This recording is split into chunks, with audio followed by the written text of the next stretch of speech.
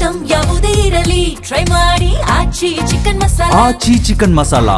ಇನ್ನು ಇವತ್ತು ಲೋಕಸಭೆಯಲ್ಲಿ ಕಾಂಗ್ರೆಸ್ ನಾಯಕ ರಾಹುಲ್ ಗಾಂಧಿ ಬೆಂಕಿ ಭಾಷಣ ಮಾಡಿದ್ರು. ಸರ್ಕಾರಕ್ಕೆ ಕೊಟ್ಟ ಒಂದೊಂದು ಏಟಿಗೂ ಸಚಿವರುಗಳು, ಆಡಳಿತ ಪಕ್ಷದ ಸದಸ್ಯರು ಒಂದು ರೀತಿ ಗಪ್ಚುಪ್ಪಾದಂತ ರೀತಿಯ ಕಂಡು ಬರ್ತಾ ಇತ್ತು. ಅದರಲ್ಲೂ ಅಮೆರಿಕದ ಜೊತೆ ಟ್ರೇಡ್ ಡೀಲ್ ಮಾಡ್ಕೊಂಡಿರೋದು, ಆಮೇಲೆ ಎಪ್ಸ್ಟೀನ್ ಫೈಲ್ಸ್ ವಿಚಾರದಲ್ಲಿ ಪ್ರಧಾನಿ ಮೋದಿ ಹೆಸರು ಬೇರೆ ಸಂಗತಿಗೆ ಸಂಬಂಧಪಟ್ಟ ಹಾಗೆ ಪ್ರಸ್ತಾಪ ಆಗಿರೋದು, ಇಂತಹದ್ದನ್ನೆಲ್ಲ ಇವತ್ತು ಲೋಕಸಭೆಯಲ್ಲಿ ಅವರು ಪ್ರಸ್ತಾಪ ಮಾಡಿ ಪಂಚ್ ಮೇಲೆ ಪಂಚ್ ಕೊಡ್ತಾ ಹೋಗ್ತಾರೆ. ಹಾಗಾದ್ರೆ ಆಡಳಿತ ಪಕ್ಷಕ್ಕೆ ಸಂಬಂಧಪಟ್ಟ ಹಾಗಿನ ಸದಸ್ಯರುಗಳು ಅದನ್ನ ಹೇಗೆ ಡಿಫೆಂಡ್ ಮಾಡ್ಕೊಳ್ಳೋ ಪ್ರಯತ್ನ ಪಟ್ಟರು, ಏನೆಲ್ಲ ಇವತ್ತು ಆರೋಪ ಪ್ರತ್ಯಾರೋಪ ಕಂಡುವಂತು, ಬನ್ನಿ ರಿಪೋರ್ಟ್ ಅಲ್ಲಿ ನೋಡ್ಕೊಂಬೋಣ. I am saying that you have sold India. Are you not ashamed of selling India? Do you have no shame of selling India?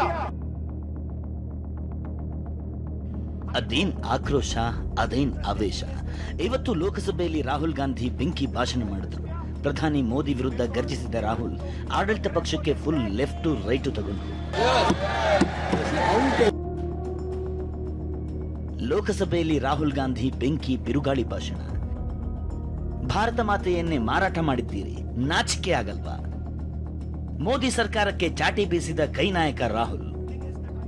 ಇವತ್ತು ಲೋಕಸಭೆಯಲ್ಲಿ ಬಜೆಟ್ ಮೇಲೆ ಬಿಸಿ ಬಿಸಿ ಚರ್ಚೆ ನಡೆಯಿತು. ಮೊನ್ನೆ ರಾಷ್ಟ್ರಪತಿ ಭಾಷಣದ ವೇಳೆ ಸರಿಯಾಗಿ ಮಾತನಾಡೋಕೆ ಅವಕಾಶ ಸಿಗದೇ ಇದ್ದಿದ್ದಕ್ಕೆ ಕೆರಳಿ ಕೆಂಡವಾಗಿದ್ದ ರಾಹುಲ್ ಇವತ್ತು ಬಜೆಟ್ ಮೇಲಿನ ಚರ್ಚೆ ವೇಳೆ ಮೋದಿ ಸರ್ಕಾರದ ವಿರುದ್ಧ ಬೆಂಕಿ ಮಳೆ ಸುರಿಸಿದ್ರು. ಅಮೆರಿಕ ಜೊತೆ ಭಾರತದ ಸುಂಕ ಒಪ್ಪಂದವನ್ನೇ ಅಸ್ತ್ರ ಮಾಡಿಕೊಂಡ ವಿರೋಧ ಪಕ್ಷದ ನಾಯಕ ಎಪ್ಸ್ಟೀನ್ ಫೈಲ್ ಬಗ್ಗೆ ಪ್ರಸ್ತಾಪಿಸಿ ಹಿಗ್ಗಾಮುಗ್ಗಾ ಜಾಡಿಸಿದ್ರು. ಭಾರತ ಮಾತೆಯನ್ನೇ ಅಮೆರಿಕಕ್ಕೆ ಮಾರಾಟ ಮಾಡಿದ್ದೀರಿ, ತಾಯಿಯನ್ನೇ ಮಾರಲು ನಿಮಗೆ ನಾಚಿಕೆ ಆಗಲಿಲ್ವಾ ಅಂತ ತೀವ್ರ ವಾಗ್ದಾಳಿ ನಡೆಸಿದ್ರು. I am saying that you have sold India. Are you not ashamed of selling India? Do you have no shame of selling India? You have sold our mother, Bharat Mata. Do you have no shame? ಪ್ರಧಾನಮಂತ್ರಿನ ಬೆದರಿಸಿದ್ದಾರೆ, ಕಣ್ಣಲ್ಲಿ ಭಯ ಕಾಣಿಸ್ತಿದೆ. ತಮ್ಮ ಭಾಷಣದ ಆರಂಭದಲ್ಲಿ martial arts ಬಗ್ಗೆ ಪ್ರಸ್ತಾಪಿಸಿದ ರಾಹುಲ್ ಕಲಿಗಳು ಹಾಕುವ ಪಟ್ಟುಗಳು ಎದುರಾಳಿಯನ್ನ ಹೇಗೆ ತಮ್ಮ ಪಟ್ಟಿನಿಂದ ಕಟ್ಟಿ ಹಾಕಿ ಗೆಲುವು ಸಾಧಿಸುತ್ತಾನೆ ಅನ್ನೋದನ್ನ ವಿವರಿಸಿದ್ರು. ಇದೇ ಸನ್ನಿವೇಶ ಮುಂದಿಟ್ಟು ಮೋದಿ ವಿರುದ್ಧ ವಾಗ್ಬಾಣ ಬಿಟ್ಟ ರಾಹುಲ್ ಪ್ರಧಾನಿ ನರೇಂದ್ರ ಮೋದಿ ಕಣ್ಣಲ್ಲಿ ಭಯ ಕಾಣ್ತಿದೆ. ಮೋದಿ ಉಸಿರುಗಟ್ಟಿಸುವ ಪರಿಸ್ಥಿತಿಯಲ್ಲಿದ್ದಾರೆ. ಅವರ ಕೈಗಳನ್ನ ಕಟ್ಟಿ ಹಾಕಿ ಹೆದರಿಸಿ ಬೆದರಿಸಿ ಅಮೆರಿಕ ಟ್ರೇಡ್ ಡೀಲ್ ಮಾಡಿಕೊಂಡಿದೆ ಅಂತ ಆರೋಪಿಸಿದ್ರು. I know. The interesting thing is that I know that the Prime Minister would not sell India under normal circumstances. He will not do it. You know why he sold India? Because they are choking him. Mr. Rahul, address to the chair, please. He has sold India because they are choking him. They've got a grip on his neck. Speaker sir, मैंने बोला जब चोक लगाते हैं दूसरे व्यक्ति की आंख में देखते हो तो डर दिखता है सर, पीएम की आंख में डर दिखता है. दिख रहा है सर आंख में आंख नहीं मिला पाते हैं. ಟ್ರಂಪ್ ಬೆದರಿಕೆಗೆ ಸರ್ಕಾರ ಸಂಪೂರ್ಣವಾಗಿ ಶರಣಾಗಿದೆ ಎಂದು ಕಿಡಿಕಾರಿದ ರಾಗ, ಅಮೆರಿಕದೊಂದಿಗೆ ನಾವು ಸಮಾನ ಪ್ರಯೋಜನಗಳನ್ನು ಪಡೆದುಕೊಳ್ಳಬೇಕಿತ್ತು. ಭಾರತದ ಉತ್ಪನ್ನಗಳ ಮೇಲೆ ಅಮೆರಿಕ 18% ಸುಂಕ ವಿಧಿಸಿದೆ. ಅಮೆರಿಕಕ್ಕೆ ಭಾರತದ ಬಗ್ಗೆ ಯಾವುದೇ ಬದ್ಧತೆ ಇಲ್ಲ, ನಮ್ಮನ್ನ ಮೂರ್ಖರನ್ನಾಗಿ ಮಾಡ್ತಿದ್ದಾರೆ ಅಂತ ಬೆಂಕಿ ಗುಳಿದ್ರು.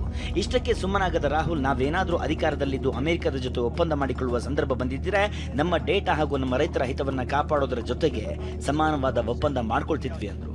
President Trump, if you want access to this data, then please understand that you are going to talk to us as an equal. You are not going to talk to us as if we are your servants.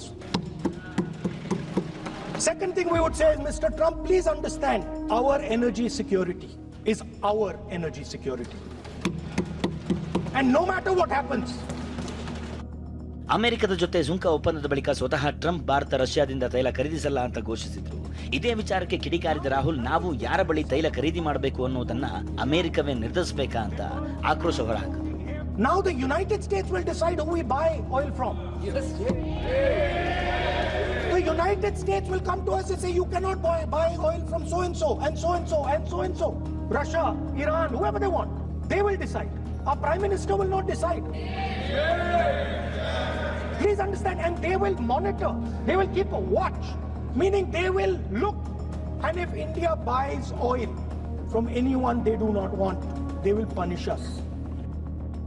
Epstein files ಬಗ್ಗೆ ಪ್ರಸ್ತಾಪ, BJP ನಾಯಕರ ವಿರೋಧ. ಕೇಂದ್ರದ ಒಂದೊಂದು ನಡೆಯನ್ನು ತೀವ್ರವಾಗಿ ಖಂಡಿಸಿದ ರಾಹುಲ್ ನಮ್ಮ data ಎಲ್ಲವನ್ನು ಅಮೆರಿಕದ ಕೈಗೆ ಒಪ್ಪಿಸಿದ್ದಾರೆ ಅಂತ ನಗುತ್ತಾ ಕೂತಿದ್ದ ಸಚಿವೆ ನಿರ್ಮಲಾ ಸೀತಾರಾಮನ್ಗೆ ಟಾಂಗ್ ಕೊಟ್ರು. The thing that is going to transform India in the 21st century, the thing that is going to make us a superpower in the 21st century, this is what the Modi government has done with our data. The finance minister is smiling. She likes to smile. She likes to smile a lot. 20-year free tax holiday to anybody who wants it, to the big tax company. This is what you've done on data. Rahul ಬೆಂಕಿ ಭಾಷಣ ಇಷ್ಟಕ್ಕೆ ನಿಂತಿಲ್ಲ. ಎಫ್ಸ್ಟೈನ್ files ಬಗ್ಗೆ ಪ್ರಸ್ತಾಪಿಸಿದ Rahul budget ಮೇಲೆ ಅದಾನಿ ಹಿಡಿತ ಸ್ಪಷ್ಟವಾಗಿ ಕಾಣಿಸ್ತಿದೆ ಅಂತ ಕೊಟ್ಕೂದ್ರು. ಅದಾನಿ ಅರೆಸ್ಟ್ ಆಗಿಲ್ಲ ಯಾಕೆ ಅಂತ ಪ್ರಶ್ನಿಸಿದ್ರು. At the center of our budget, like I said, jujitsu mein grip dikhti hai, rajniti mein grip choke nahi dikhta. At the center of our defense budget is a choke applied by Mr. Adani. So I'd like to talk about Mr. Adani and the case in the United States against Mr. Adani, because that is a central part of the budget. वो भी इस house के Why, sir? कोई सदस्य नहीं जिस पे आप आरोप लगा रहे हैं, कैसे संभालेंगे? ಸದನದಲ್ಲಿ ರಾಹುಲ್ ಗಾಂಧಿ ಎಫ್ಸ್ಟೈನ್ ಫೈಲ್ಸ್ ಬಗ್ಗೆ ರಾಹುಲ್ ಪ್ರಸ್ತಾಪ ಮಾಡ್ತಿದ್ದಂತೆ ಬಿಜೆಪಿ ಸಂಸದರು ಆಕ್ಷೇಪ ವ್ಯಕ್ತಪಡಿಸಿದ್ರು. ಈ ವೇಳೆ ಗದ್ದಲ ಕೋಲಾಹಲವೇ ನಡೆಯಿತು. ಸಚಿವ ಕಿರಣ್ ರಿಜಿಜು ಆಧಾರ ಇಲ್ಲದೆ ಮಾತನಾಡುವುದು ನಿಮ್ಮ ಸ್ಥಾನಕ್ಕೆ ಗೌರವ ತರಲ್ಲ ಅಂತ ತಿರುಗೇಟು ಕೊಟ್ಟರು. ನಿಮ್ಮ ಆರೋಪಗಳನ್ನು ದೃಢೀಕರಿಸಿ ಅಂತ ಸವಾಲ್ ಹಾಕಿದ್ರು. ನಾನು ಈಗಾಗಲೇ ದೃಢೀಕರಿಸ್ತೀನಿ ಅಂತ ರಾಹುಲ್ ಹೇಳಿದಾಗ ಈಗಾಗಲೇ 45 ನಿಮಿಷ ಮುಗಿದಿದೆ ಅಂತ ಸ್ಪೀಕರ್ ಹೇಳಿದ್ರು. All the points he has made have serious repercussion. He must authenticate on all the allegations he has made. I will authenticate right now. I've got it. You have to Because sir, let me authenticate. Kindly. Already you have taken 45 minutes. Kindly. Sir, let me authenticate, sir. But kindly. Sir, he has said to authenticate. I will authenticate right now. ಇನ್ನು budget ಮೇಲಿನ ಚರ್ಚೆಗೂ ಉತ್ತರಿಸಿದ ನಿರ್ಮಲಾ ಸೀತಾರಾಮನ್ ಜನಸಾಮಾನ್ಯರ budget ಎನ್ನುತ್ತಲೇ ಆರೋಪಗಳಿಗೆ ಟಾಂಗ್ ಕೊಟ್ಟರು. Rahul ಆರೋಪಕ್ಕೆಲ್ಲ BJP ನಾಯಕರು ತಿರುಗೇಟು ಕೊಟ್ಟರು.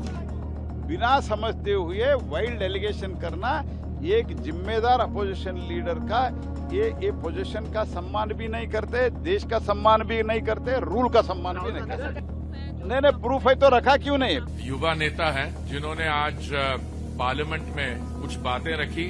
He has a habit of making baseless allegations. ये जो करते हैं इसकी एंटरटेनमेंट वैल्यू नहीं है. एंटरटेनमेंट वैल्यू काफी है, पर on the one hand you have leaders who dedicate their lives to transforming the country, who work around the clock, and then you have elements of buffoonery. I am choosing my words carefully. ಇನ್ನು ರಾಹುಲ್ ಗಾಂಧಿ ಆರೋಪಗಳಿಗೆ ಕೆರಳಿ ಕೆಂಡವಾಗಿರುವ BJP ನಾಯಕರು ಮಾರಾಟ ಮಾಡಿದ್ದಾರೆ ಎಂಬ ಪದಕ್ಕೆ ಆಕ್ಷೇಪ ಎತ್ತಿದ್ದಾರೆ. ಹಕ್ಕುಚ್ಯುತಿ ಮಂಡಿಸಲು ನಿರ್ಧರಿಸಿದ್ದಾರೆ. Bureau report, TV9.